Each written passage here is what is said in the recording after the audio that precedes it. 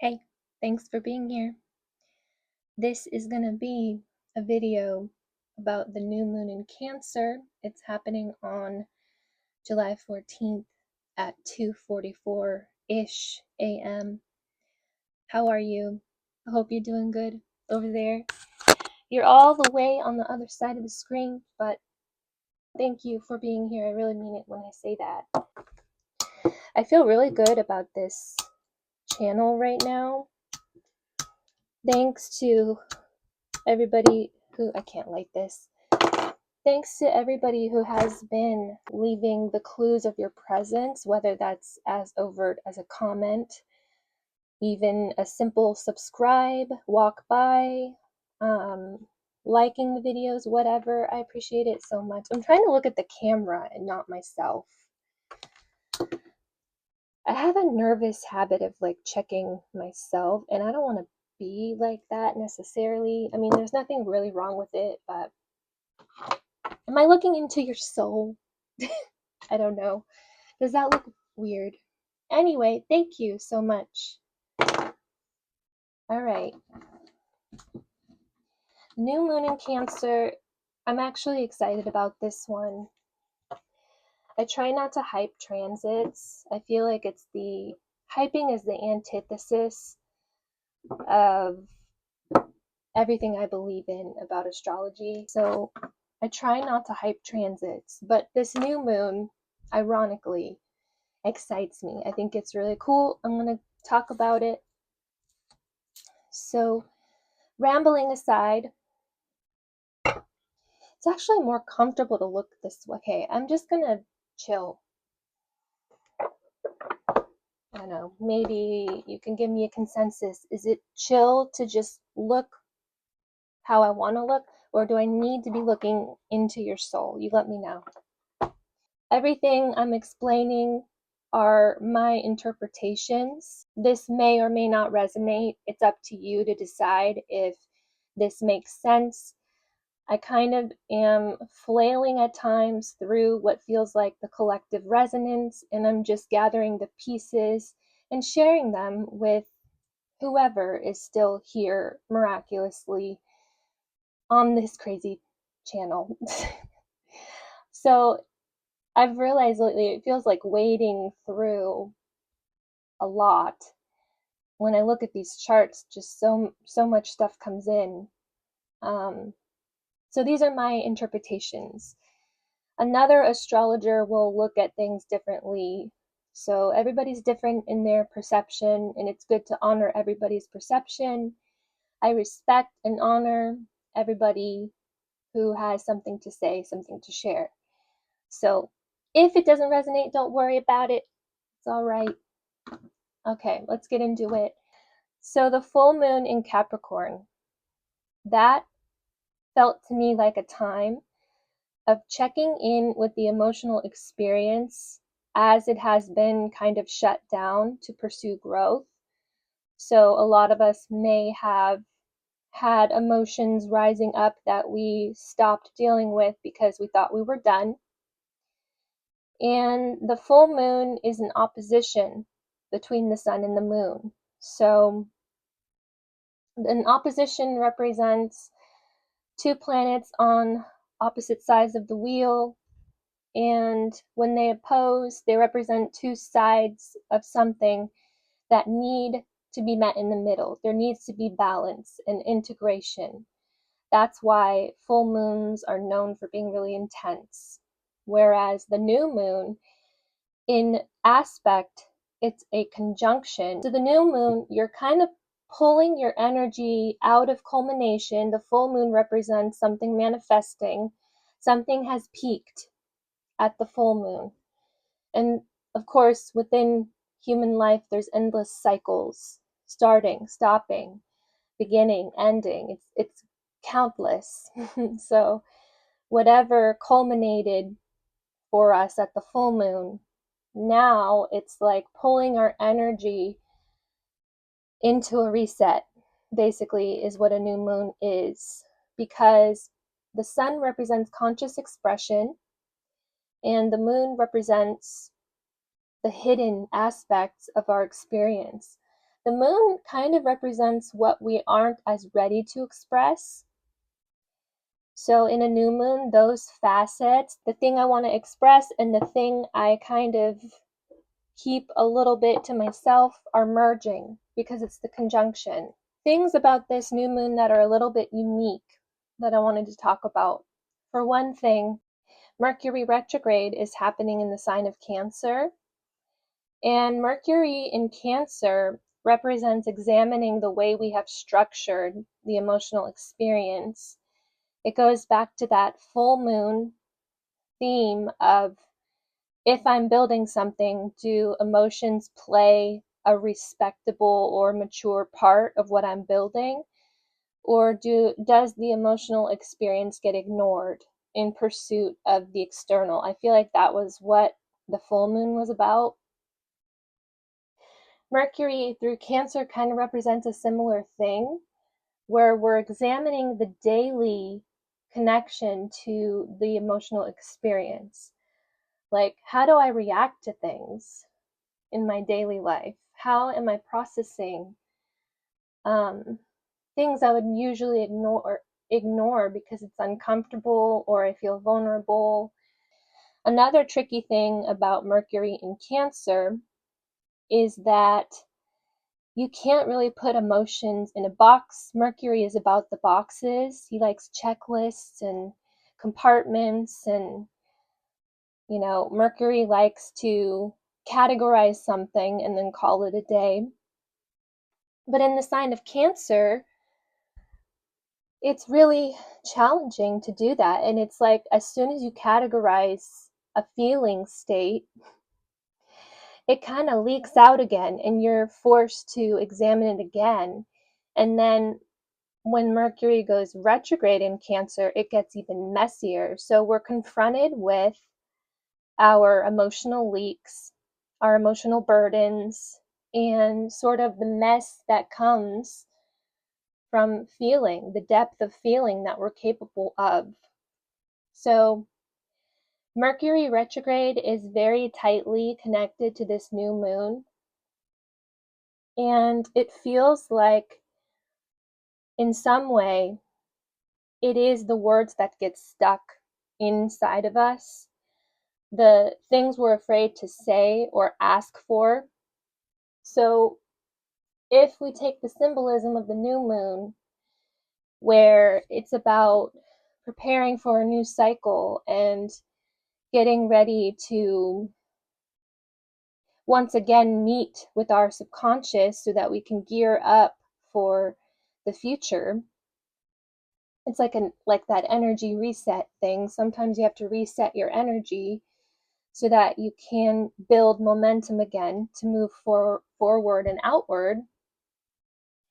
So Mercury retrograde right atop this new moon, it's this feeling of being afraid to ask for stuff or being afraid to express vulnerability in certain ways.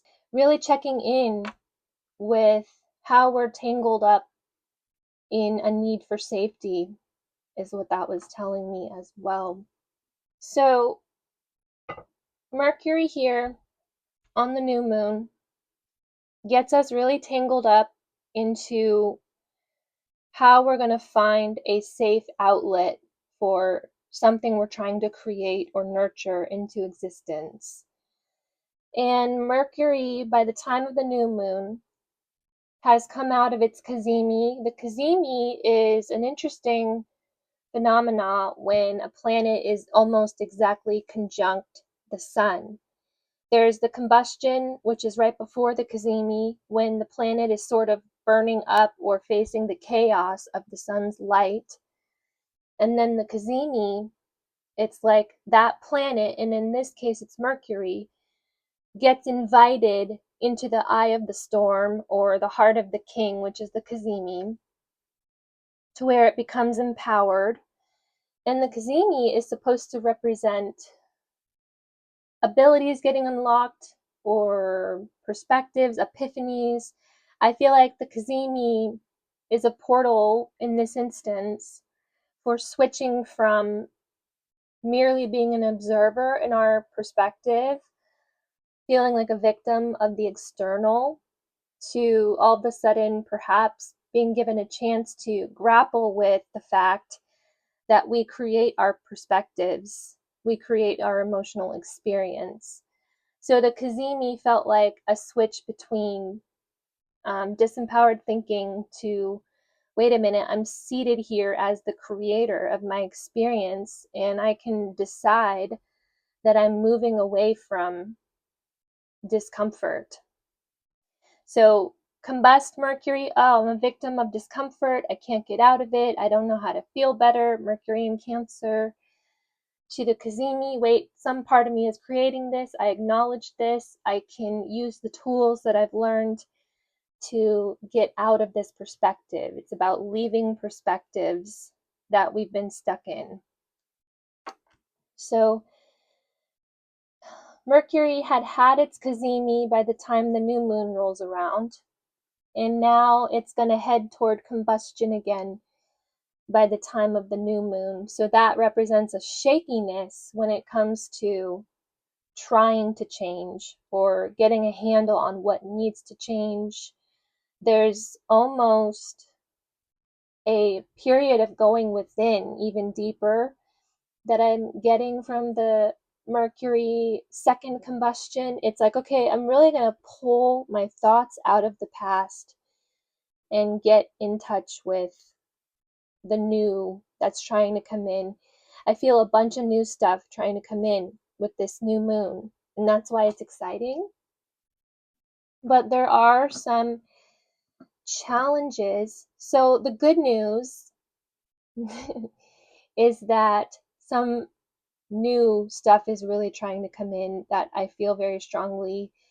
There is a whole world out there that we are ready to connect with that goes beyond Cancerian themes of like ancestry, family, limitations of family conditioning, protectiveness. So what I get from this new moon is that it could highlight what we are clinging to so tightly that we think we're protecting it, but we're not.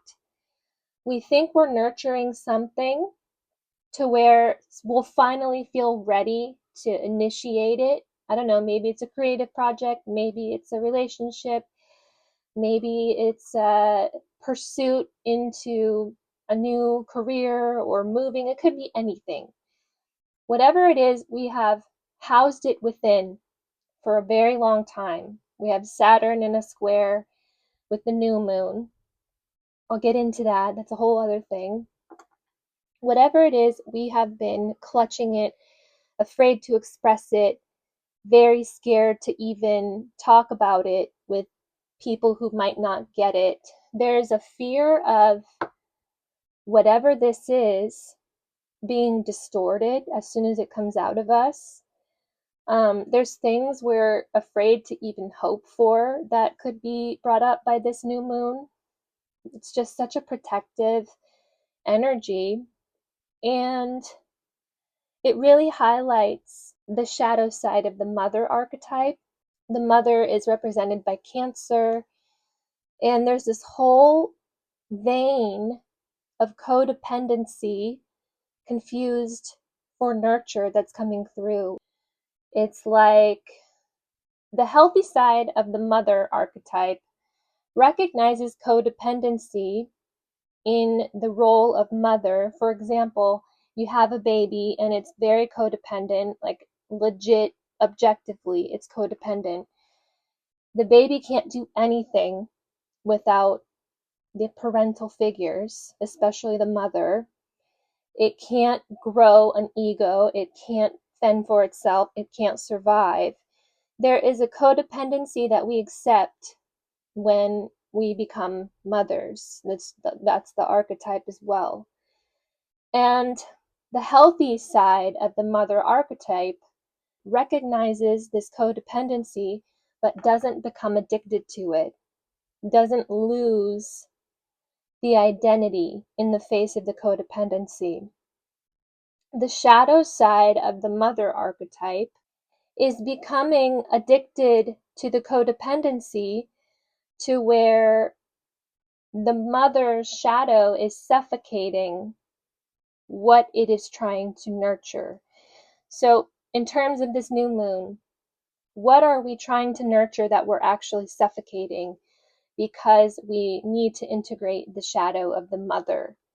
This is what was coming through. We could think we're protecting something, but we're really starving it of light and raw experience.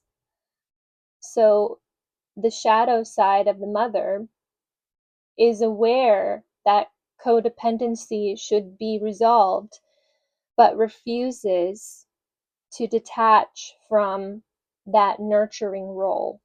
The healthy side of the mother knows the codependency is temporary, and eventually the mother is going to have to push the child out into the world, and God's will determine what happens.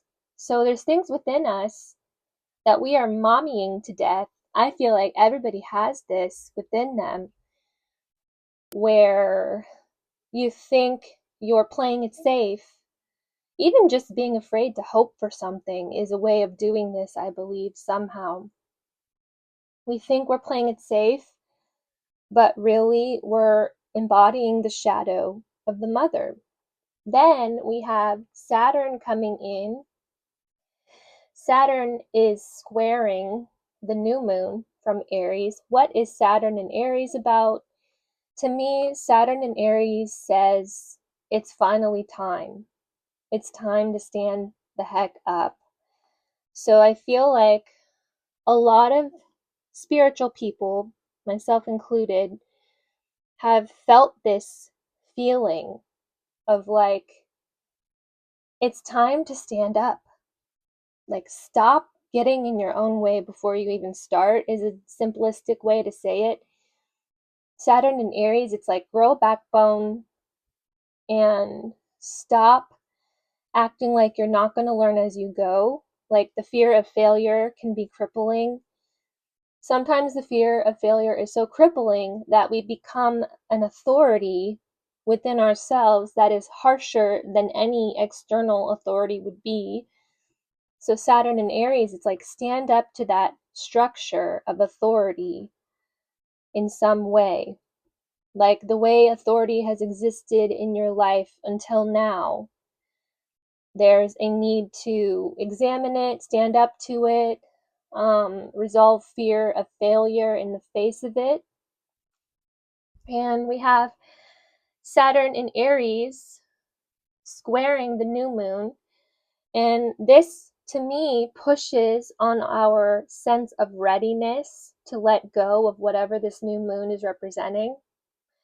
There's a push on our willingness to let go, because Saturn in Aries, it's like, face the fire. Stop being afraid of consequences. Consequences are teaching you something. If failure is a consequence, it's teaching you something. And Saturn is about lessons. So we may feel like it's finally time to unblock ourselves and risk releasing whatever this new thing is that's trying to come in. And Mercury retrograde atop the new moon, it's like, oh, well, I'm not ready because of this. I'm not ready because of this. If I let this go, it's just going to get distorted, and I'm going to be left all by myself regretting that I ever let this out. It's like constantly trying to heal stuff or constantly trying to nurture something until we feel ready, which may never happen. I think that's what this Saturn awareness is all about. Realizing we're never going to feel the ideal amount of readiness. So we have Saturn squaring, which pushes on the idea that we're not ready for whatever new thing is trying to come in. It's like, well, I'm not ready because of this. I don't feel ready. It doesn't feel like it's an auspicious time or whatever. Insert excuse. Saturn squaring the new moon, it's like, why aren't you ready?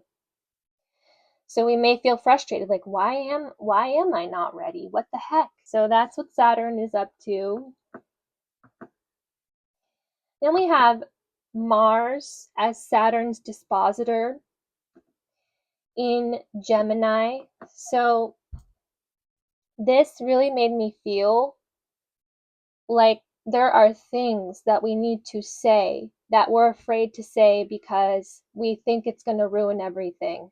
Like during this new moon feels like it's about expressing something hidden or something that wants to bring in something new, expressing despite fear of poisoning or ruining or facing a harsh reality. Mars and Gemini, it's like there really needs to be a release. And there's things we haven't said because we think if we say them, it'll ruin everything. That could be even down to the core of who we are. Like if I verbally express what is within me, it's going to ruin everything. And that is this Mars dispositor for Saturn in Gemini, trining Pluto in Aquarius. Pluto in Aquarius is fear of exile. And Pluto in Aquarius to me really shows us that everybody is deserving of exile in some way. Social codes are so flexible and malleable, and it's like one day something is taboo and unacceptable, and then the next day it's not, and then the other way around. One day something is completely unacceptable, and then the next day everybody accepts it. Nobody balks at it anymore. That's Pluto in Aquarius, facing fears of exile. So during this new moon, we may feel the words rise up and kind of get stuck before we realize we have to speak, we have to stand up, we have to stop protecting whatever it is that's symbolized by this new moon in Cancer, because it doesn't need protection anymore, especially the kind of protection that is sort of shadowy, the shadow side of the mother. And I got a really weird analogy that I forgot to throw in with this. This feeling of needing to protect whatever is trying to come through as a new thing. It's like holding on tight to a baby bird because you're afraid that if the baby bird flies out of your hand, it's going to go straight into a wood chipper. That's an analogy that came through. Like the leap between safety and death or crises is a very short leap for whatever this new moon represents. Like, I cannot let this go, or else it's going to fly into the wood chipper. There's no like faith around it. Yeah, these are our controlling protective tendencies getting pushed on. But I do feel like a lot of us could recognize that it's time to let go and be able to let go. I really do. It's an exciting new moon. I really enjoy this symbolism, I guess you could say. Let's see if I missed anything. We had Mars telling us to speak, get the words out of your throat. Mars is trining Pluto, face your fear of exile. Venus is squaring Mars. Venus in Virgo. Venus in Virgo represents editing yourself as a mechanism of social survival. So it's still going in line with the Mars in Gemini, facing your fear of exile. Venus in Virgo adds another element of like, I'm just going to keep editing myself so that I can survive. There's a dimming of expression that might be highlighted as well. Like, oh, I've edited this for so long that now I don't even want to do it anymore, or it's dim in some way, or it loses its spark. So this thing we're trying to protect, I don't know what it is. It's going to be different for everybody. It may not even be a thing for most people. I have no idea. This is just what I'm getting. This thing we're trying to protect, we've edited it for so long that it's being starved of its spark. There's things that need to be expressed that have to be expressed at a certain point before they're edited too much. So I hope that makes sense. I think that's the whole spiel. Yeah. Okay, I want to get into the cards. All right. This is the other part of this. So we're going to get into the timeless reading. Here's how this works. I'm done with the transit talk. Okay, talking about the transit that inspired this next half of this video. The transit's going to come, it's going to go, it's transitory. The new moon is going to come, it's going to end, and then it'll be stuck in the past. The reading I'm going to do now is timeless. It's timeless. You could watch this whenever, and if it's meant for you, it'll resonate. What cards do I want to use? We'll go with these. The questions I'm going to ask the cards for the timeless reading are inspired by this transit. So sometimes the transit will pop in when I'm doing the reading. Don't worry about it. The reading is still timeless, even if the transit energy pops in. So I have 6 questions. I'm going to answer as many as I can because I don't want this video to be over an hour. These videos are long. I'm sorry. It's not my intention to make overly long videos, but dang. So I'm going to shuffle and connect, and then I will be back to read you the questions I'm going to ask. Okay, here are the questions.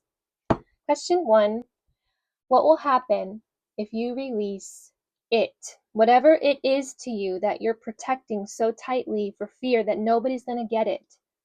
That's what this new moon is about, that inspired this reading. Everybody hides something for fear that if they release it, it's going to collapse. Question 2, what is ready to be expressed now that has been bottled? Kind of similar to question 1, but not really. Question 3, what is ready to be surrendered unto the external? Question 4, how are you bridging the internal and the external? Because that's what new moons represent. It's a bridge. Question 5, what new cycle of manifestation is beginning for you? Question 6, what awaits you on the other side of hesitation? Okay. So the thing you're hiding because you fear if you let it out, it's going to get ruined or people won't get it. What will happen if you let it out? Wow, Ace of Pentacles. It's going to find some sort of avenue.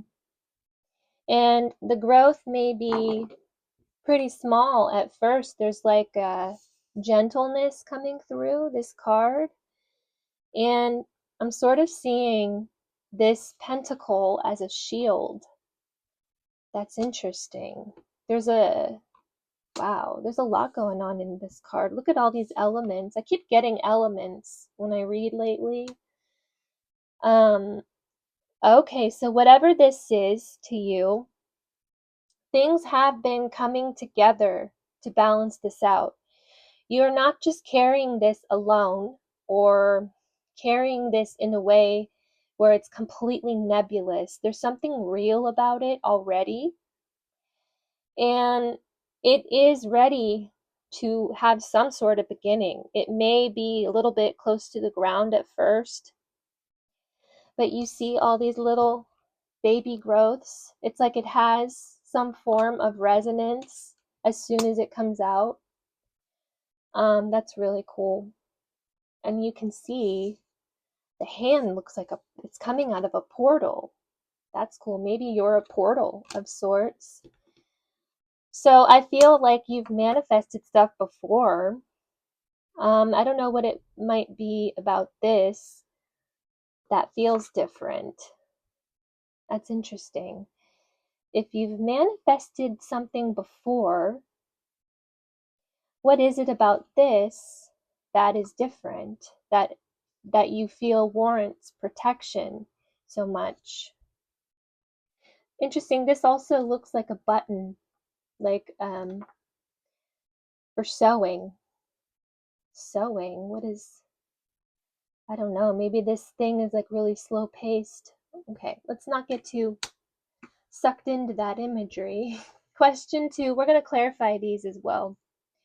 Question 2, what is ready to be expressed that maybe has been bottled? 7 of Pentacles. Wow. Waiting, waiting, waiting, tending, nurturing. Wonder how it's possible to bottle up a waiting period. This feels almost like a surprise. Like you don't know that you're waiting for something, but there is something running in the background that may look kind of unsophisticated, or something has tested your skill and it's been running in the background. And whatever this is, the testing of your skill and your know-how has been frustrating. And perhaps, I don't know if it's connected to this or not. It doesn't really feel like it. Feels as though you've been bottling up frustration about having to learn how to do something or being tested in your manifestation capabilities. Okay. So how can you express frustration that's been bottling around your know-how? We'll clarify it and get more information. Question 3, what is ready to be surrendered unto the external? So let it go, let it experience what it must. See what happens. Then all these pentacles. This is some very real stuff. You have finished something already. This is like, I feel like you've been able to make stuff happen in the past. And I don't know what's different about this thing here that's represented by the Ace of Pentacles, but it's just like part of you is used to making things happen or being able to put your nose to the grindstone. 10 of Pentacles, it's done. So something is done. You're still bottling up the frustration of maybe I don't know how to do this, or I'm not doing it the way I want to do it. Some things are fading away while others are becoming clear. It's a frustrating, fragmented image. But this is saying something's done. It's ready to function on its own to bring maybe a passive income or something of that sort. That's really cool. Passive income. It's doing the work for you. Huh. I really want more info on this. I'm curious, but we'll wait. Okay. That's cool. Question 4. How are you bridging the internal and the external? What is moving forward from within? Pentacles again. No. 4. Oh my gosh. Pentacles again. 4 of Pentacles reversed. You're ready to release the frustration. That's what that feels like. So, letting go of certain things as you've thought they had to be.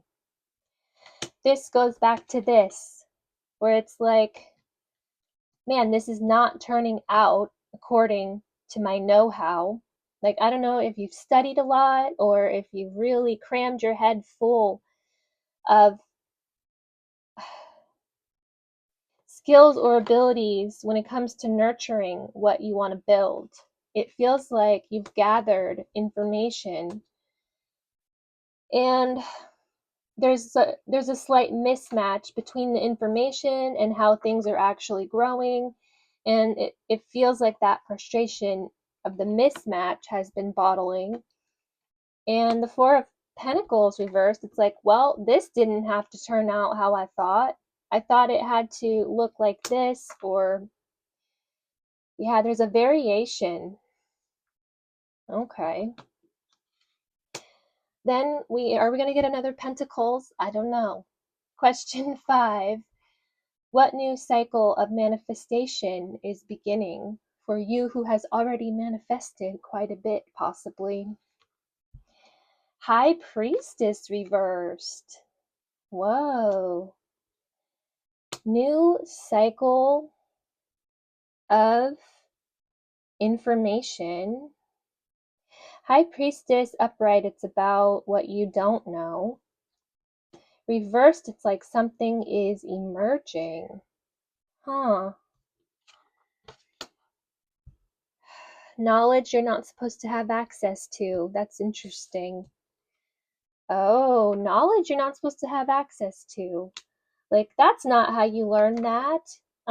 There's a new way of going about knowledge that has been kept from you and frustrating you because you're like, I'm learning this so much, but it's not yielding what I thought.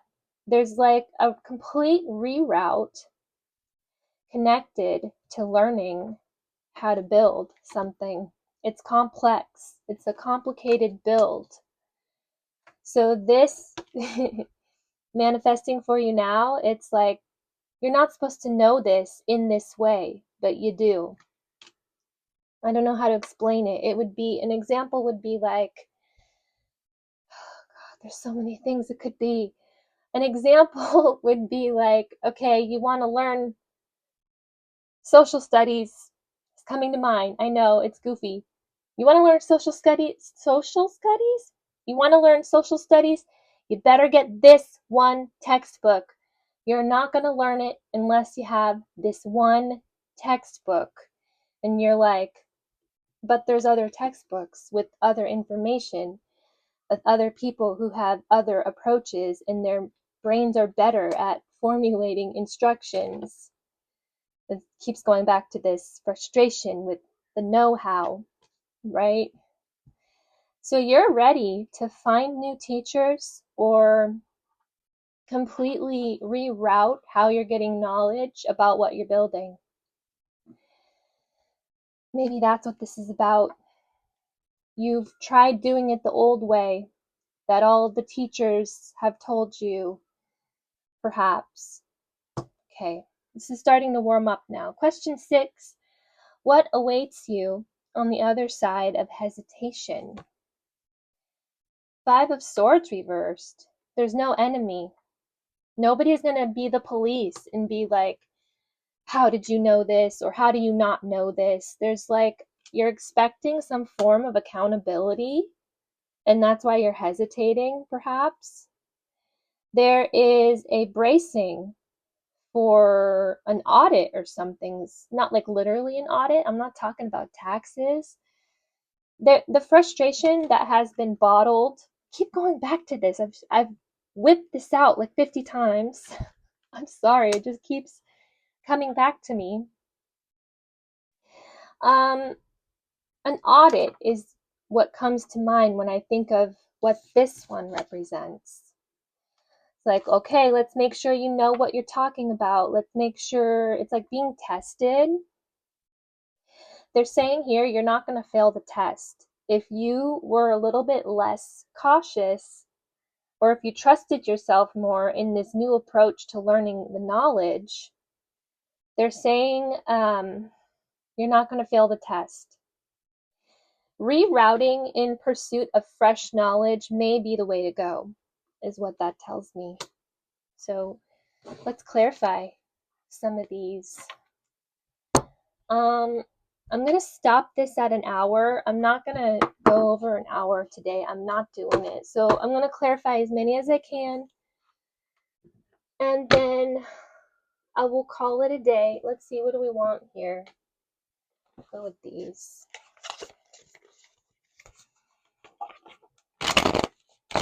Okay, I'm excited to clarify this Ace of Pentacles. I'm curious. It was answering the question, what will happen if you release it, whatever it is to you that you're protecting for fear of ruining it once it gets out? All right, clarified by the Page of Pentacles. What will happen if you release it? You're going to go to the next stage of applying. So there's something you've been harboring, perhaps, that you're protecting because it feels shakier than some other tangible things that you already know how to do. You're sort of a crunchy person, not like crunchy as in like a hippie. That sounds offensive. That's not what I'm trying to say. Crunchy as in like when you're learning something, you crunch, you cram, you want to get through the entire surface layer, and then it's like digging into the other layer. This again, it's like, hold me. I don't know why this card, I'm obsessed with it right now. Just is saying a lot. It's conveying the feeling. And I resonate with this feeling that this is giving me, where you feel like you could never know enough. You submerge into what there is to know. Maybe that's why I'm obsessed with it. It's speaking to me. So there's this thing represented by this Ace of Pentacles, where this thing you're protecting, it's because perhaps there's no tangible way to get your brain around it. And you're protecting it because the learning process is much different for this than some other things you've already mastered. There are things you've mastered, like you're done. It can stand on its own, which is really cool. So what will happen if you release this thing that feels a little shakier in terms of its place in the world? You're going to be able to crack it. Page of Pentacles, it's like, I'm learning. I am figuring it out. It does have its place in my learning scape. And then the King of Cups, you're going to feel good about it, maybe. Learning this thing, learning how to support whatever is being bottled in this Ace of Pentacles sense, is going to be fulfilling. So if you're worried that the learning process is going to be scary, there's fulfillment at the other end of it. King of Cups is very confident in his assessment of the undercurrent. And it says emotionally balanced, compassion, diplomatic, control, balance, supportive leader. And then we have the Eight of Pentacles reversed. There's the learning curve. This kind of validates what I was getting, where this thing represented by the Ace of Pentacles feels a little shakier, like you can't box it as much. It's harder to put it in a box of like, okay, it needs these phases. I have to initiate this, and then it needs this, and then it needs this. This thing feels a little bit more harder to control the phases of it. But there's fulfillment in discarding the old way of learning. Goes right back to this High Priestess. Okay, let's clarify this Seven of Pentacles, which is answering the question, what is ready to be expressed now that has been bottled? Ten of Swords, the old way of waiting and learning and investing. Wow, Strength reversed, harnessing. The old way of harnessing reality. Wow, that's ending. Wrestling your true nature, that's what Strength reversed represents. You're trying to squash something. Maybe you felt this thing has tried to squash you, and it's going back and forth between the thing squashing you and you trying to get control over the thing. That's why it's frustration. So yeah, bottling up frustration around the intensity of trying to harness whatever this is. And you feel like sometimes it gets the better of you, and then there's a breakthrough, and then once again it flips on its head. Okay, there's 6 of Wands. There's the breakthrough. Yeah. So expressing the frustration, I'm not sure. Maybe just being ready to recognize that whatever's frustrating you is in a new phase, because 10 of Swords, the old stuff has ended.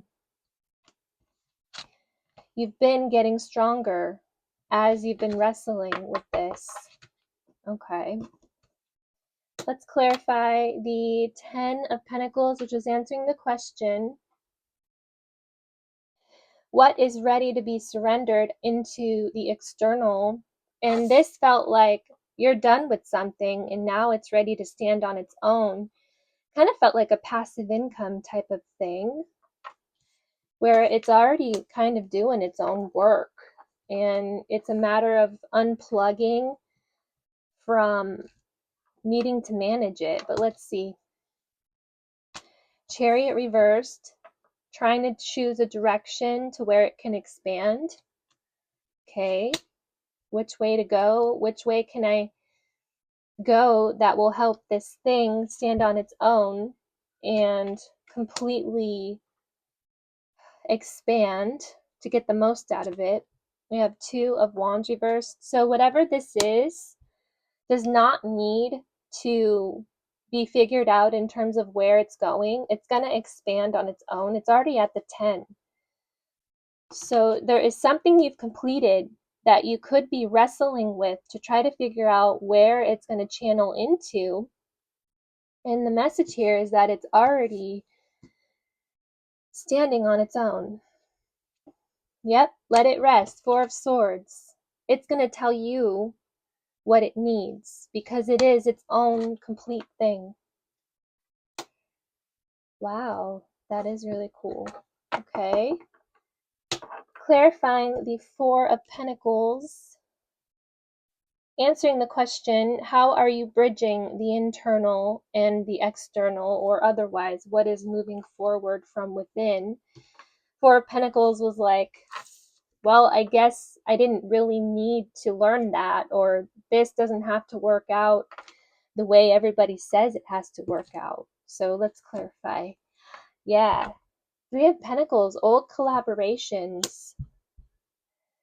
Wow. Shifting collaborations. So there are things you've learned from old collaborations that you can let go of, is what that feels like. Sun reversed, it doesn't align with your process now. So you may be deeply impacted by teamwork or collaborative efforts in the past that no longer align with your process of illumination as it is now. Yep. So you're ready for new collaboration, or you're ready for a new form of bringing things together that kind of detaches from output from the external. All right, let's clarify the High Priestess, which is answering the question, what cycle of manifestation is beginning for you? Emperor reversed. You should not know that. That's what this High Priestess reversed. It's like snarkiness from others. Like, there's no way you could know that. You're not seeking knowledge the way you're supposed to. I keep getting rerouting the way you seek information, new sources, a new approach to information and study. And the Emperor reversed. It's like defeating the old way, realizing it's controlling too many variables to do it the old way. 3 of Swords reversed. Healing the inner Emperor by recognizing that you have a new path to go down connected to information, methods of study, reharnessing your relationship to information. Yep. There it is, Ace of Swords. Wow. So this old way of gathering information that may have led to this tendency to cram. I'm going to whip him out again, okay? And just, here he is again. This tendency to get frustrated with yourself for not knowing enough. At least it hasn't stopped you. That much I feel. It doesn't stop you. You just maybe bottle up the frustration of being impatient while you're learning. So maybe that tendency to bottle up that frustration comes from a figure in your life that is domineering and has instilled that learning is pain. So there's like a release. Maybe you're getting ready to teach yourself. You're getting ready to be self-taught. So you've had to kind of detach from collaborations in the past. That is powerful. So this inner emperor in your head may still nag at you like you shouldn't know this. You can't know this that way. That is the shadow of the past. There are completely new methods of gathering information that you're like on the precipice of. I'm going to end this here. My family got home and it's kind of busy in my house. Plus this video is over an hour long. So thank you for watching. I appreciate you so much. I will be back with more stuff in the future. Okay, bye. Happy new moon.